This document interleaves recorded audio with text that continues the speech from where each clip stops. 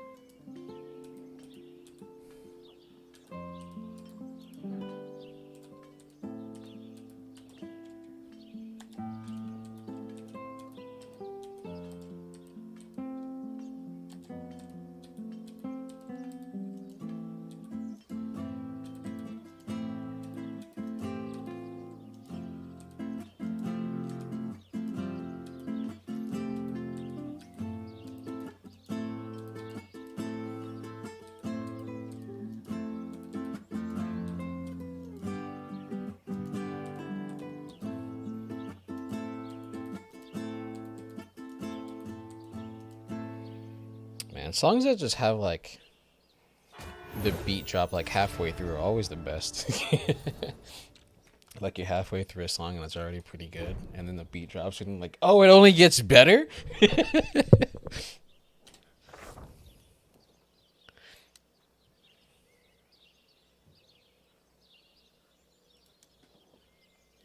pretty nice.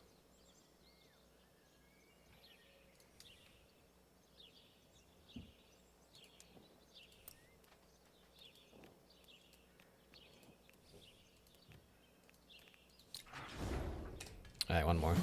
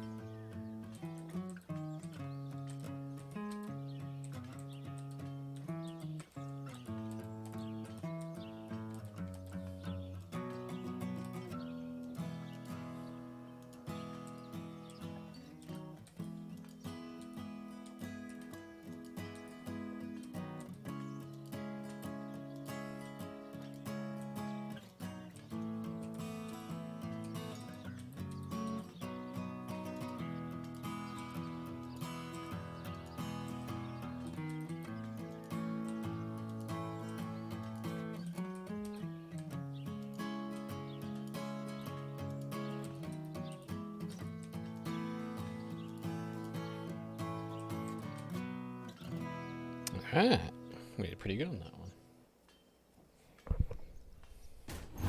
You know what? Can I do Potter Sprint? Can the boy do Potter Sprint?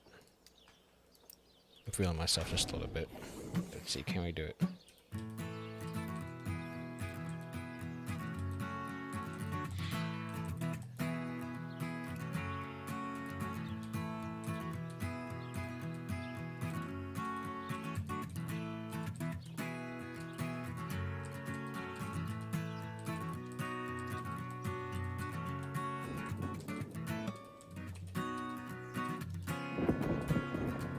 Fucked up once.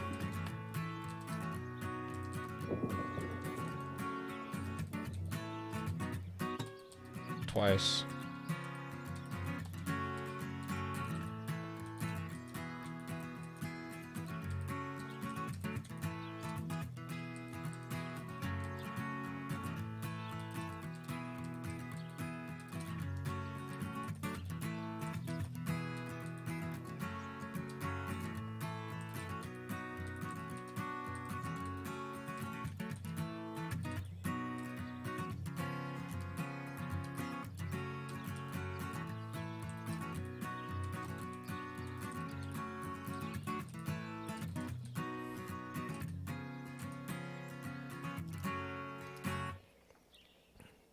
actually did pretty good on that one. I'm getting better at this song. Getting it perfect isn't impossible anymore.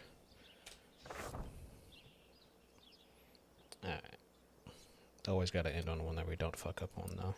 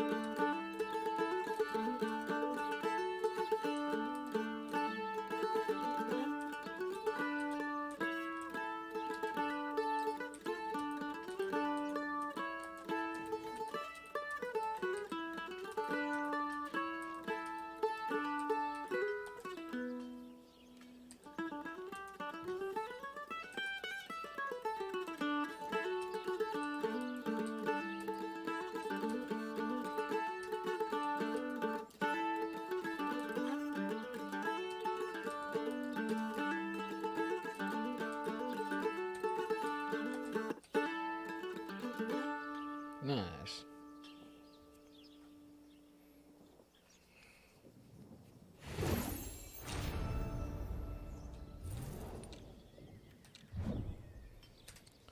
Alright, pretty good. Alright, now we can go back to just gaming and reacting. I'm gonna put out a Discord thing, actually, before I start. Might as well announce.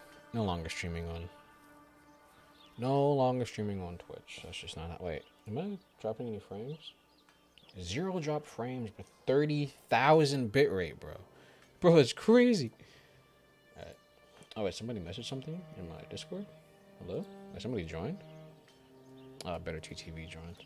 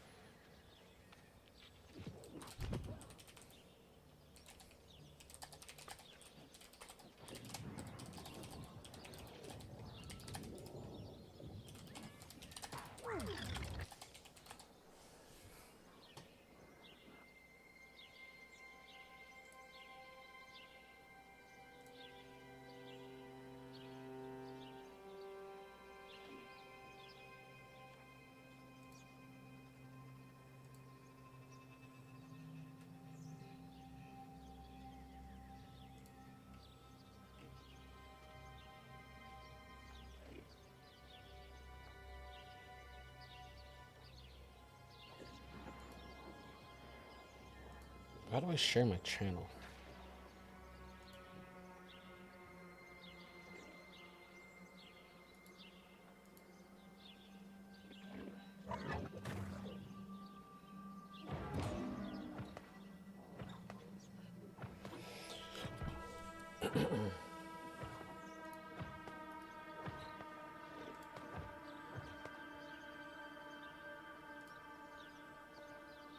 There's got to be some way to share the channel, right?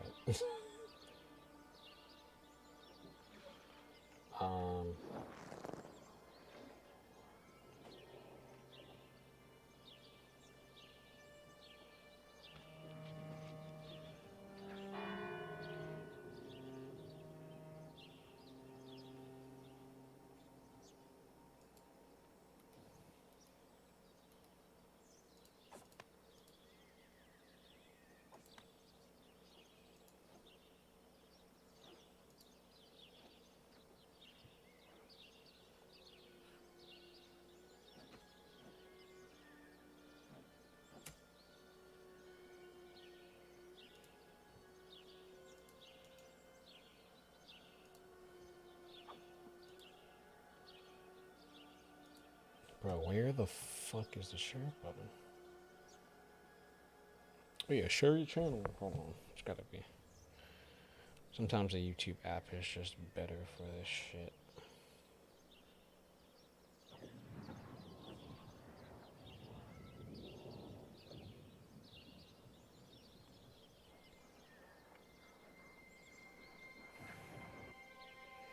It literally is. I can just click a button and then, oh, there it is. Oh, wow.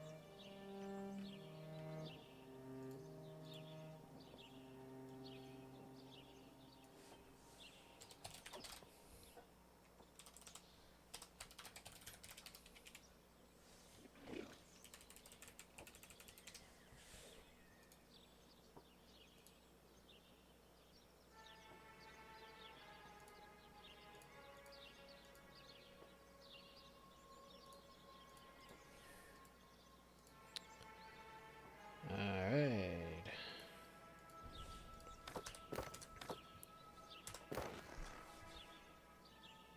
To YouTube by larger creators like Ludwig. Alright. Almost all of them in their departure videos Wait. said, "Sure, I get a bag for going to moving off this." I'm gonna do 25. I should probably eat. You know what? Yeah, I'm gonna eat.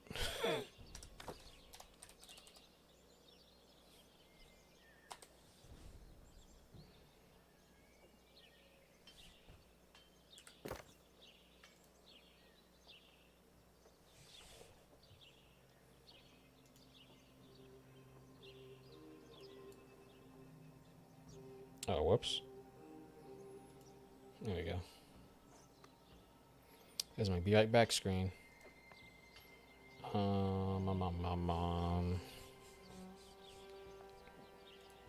we're gonna play this video.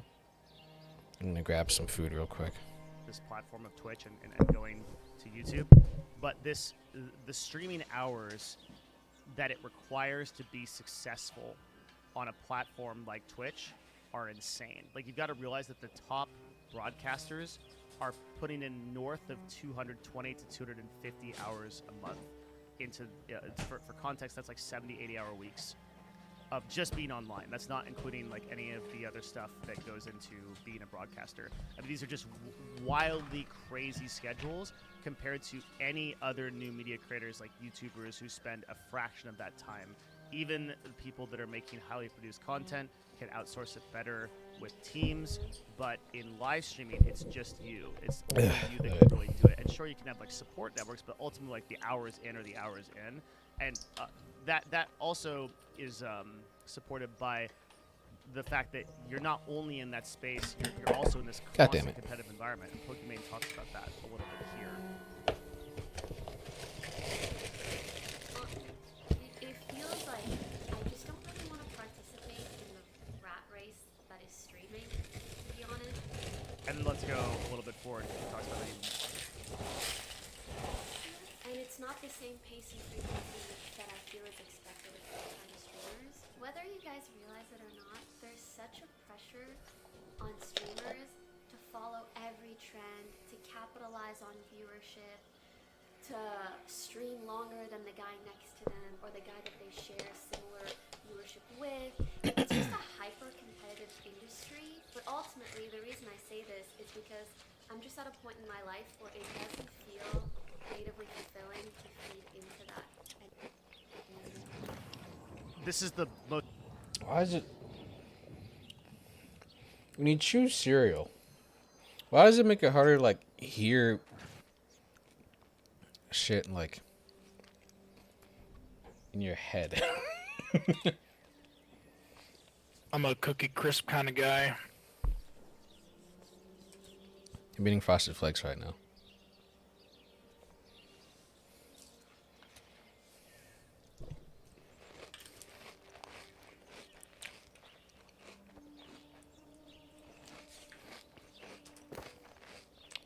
Most important clip in this video, I think, and everything in this sentence and what she just said is like so instructive to how top content creators are thinking right now.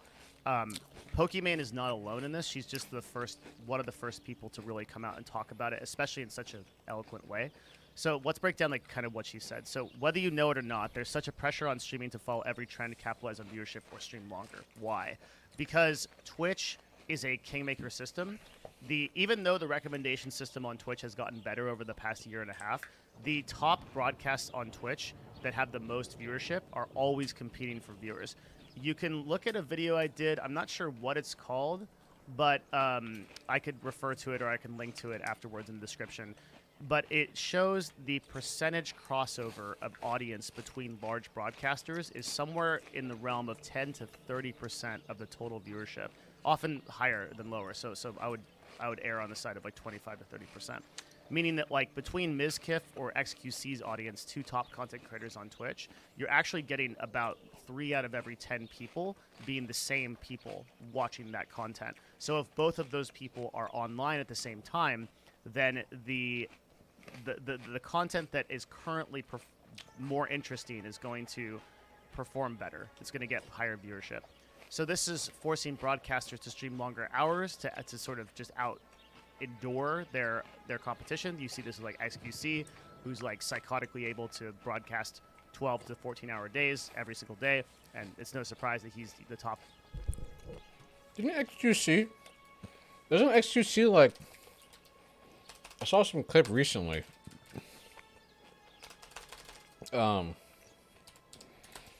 He's like actually putting like multiple 24-hour streams. He's just pulling like. He just streams for like 24 hours, sleeps, and then just streams for like another 24 hours. Fucking crazy. Where is his broadcast? Okay, it's more like 10 hours recently, but I heard that he was pulling like 24-hour streams not that long ago.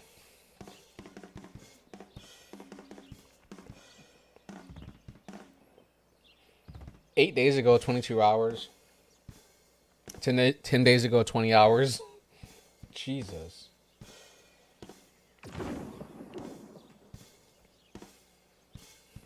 This dude doesn't do anything less than like 21 days ago, 22 hours. This guy just streams forever. He doesn't do less than 10-hour streams. He just doesn't do less than that. Number one on Twitch. You see this in all content creators at this level are putting in these hours because there's this sort of pressure system on Twitch and on live streaming services that creates this this feeling that you always need to be live, and if you don't capitalize on XYZ news, the Amber Heard Johnny Depp trial or the Chris Will Smith stuff, you have to react to every single thing that every single person is doing. And that brings you to the second part of what she said, which is it doesn't feel creatively fulfilling to do that. This is really important. I think this describes a future at Twitch that is important. We're going to bring out the notepad because, it's a Devin Nash video. So the premise is Twitch isn't really sustainable for the long term. And I should say really streaming, as live streaming isn't really sustainable, live streaming in its current form. Because I don't think that includes some new forms of live streaming like TikTok Live or Instagram Live. We can talk about that in a little bit if I remember. It's not in my notes. And there's a couple of premises we've established here, right? We've established long hours. We've established huge mental health requirements. Which so good. I also put in a video. Flash Reflex is so good, man. About streamer mental Fucking health. love it. You can just Google that, and Devin Nash probably comes out. But now we also see this important point, which is inherently low fulfillment. What does that mean? We're going to put in parentheses gaming and drama. Okay. So what Pokimane says here about it not feeling creatively fulfilling to stream, I think what that means is that, a lot of broadcasters, when they start off, they're quite young. So some of them are starting off at like 18, 17, 16. I think Pokimane started when she was 16 and she was in school and then continued. Now it's been almost 10 years. Could have been 8 years, but somewhere or in that realm. And when you are that age, things like gaming and drama, more immediate things are more interesting to you. That's why you see a lot of the people that are following Twitch live streamers at like the top levels trend to like very young audiences. I think Twitch is very hesitant to talk about its 12 to 18-year-old audience because it doesn't want to ostracize advertisers. There's also some implications to that as well, like YouTube had to go through, where YouTube had to do eventually YouTube got affected by an act in the United States Congress called the COPPA Act, which made it illegal to advertise on videos that were for kids. The justification being that advertising to kids, they don't have like the maturity to build up like barriers to advertising that adults do, and so it was deemed harmful to advertise to kids. And pretty much overnight, you saw a bunch of YouTube channels that were made for kids that were farming money because the CPMs on this was insanely high. Basically just disappear overnight. And Twitch doesn't want to go through the same thing, so they don't like release age stuff that much, and when they do, they really downplay the 12 to 18-year-old audience. I think the 12 to 18-year-old audience is way higher than Twitch says it is, and I would put it north of 40%, no problem.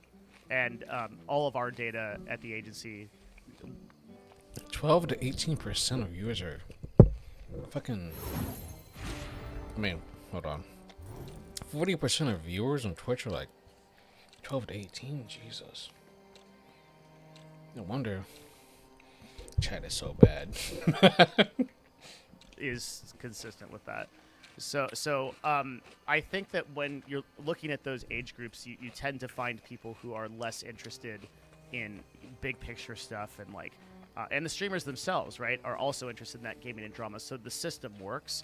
The problem is that as people grow up, they start to want more out of not only like the content they're consuming, but also what they're doing. So like I'm actually a perfect example of this for people that are watching this for the first time or don't know who I am. I was I should say I am a Twitch partner, and I haven't been live streaming for the better part of a year now. But formerly in 2012, when I was much younger, right, I was dancing around playing League of Legends all day and joking with chat. And as I grew up and I started to become more interested in other things, I wanted to start a business. I wanted to scale my life. I didn't want to do one-to-one live streaming where every hour that I put in is an hour that I get paid for. I wanted, maybe it's a lot of money, but it's not leverage, right? Leverage is I can invest my time in creating a vehicle that makes me more time or more money. Same thing. So you can't do that in live streaming. It's really hard unless you diversify to other platforms, which is the fourth problem, right? Is no leverage. And what Pokimane is saying here, by it doesn't feel creatively fulfilling, is the same realization that I think a lot of content creators at the top levels of Twitch are eventually going to have. Almost everybody is like by 30, except like the most degenerate people are going to be like, man, what else is there? Like, I can't just keep doing the Fortnite dance for people. And we saw, I think that's where Ninja has been for a long time. Ninja just recently had, I said we would talk about this. Ninja just recently kind of had this sudden blow up on stream. This is a couple of days ago, where he basically was just like, I'm done. Spamming Riptigos every single. I've had enough, man. No, I'm not even fucking kidding, dude. And he just. Next, but I gotta. No. All I did was eat cereal. Fuck. God damn it.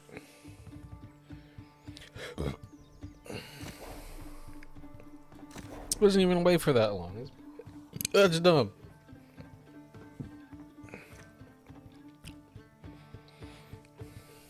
All right. I think he says. I'm sorry, dude. I know we were supposed to play all day. I can't. All good, man. I'm sorry, dude. I'll talk to you later, Seth. Chat, I don't know when I'm gonna be live, man. I don't know where I'm gonna be live next, but Now, there's been some interesting stuff around this in particular. For example, like he changed his name on like a bunch of social media platforms, and then like shortly after was departnered from Twitch. So who knows? This could be like a marketing ploy or something for him switching platforms or something. Kind of seems like something he would do. But it begets something that we've seen from a lot of broadcasters, which is like, I do believe that he genuinely tilted here. Otherwise, he's a fantastic actor. And he was just like, I'm done, and just kind of like rage quits off stream. Genuinely. There are a lot of instances of this, and it's just like, once you are just older, you just don't want to deal with the same BS that you've dealt with before. Like, this is just like kid high school shit issues. There's so many, I run into this so many times in the agency world. Hold on. Need to lower the resolution. Oh, I need to.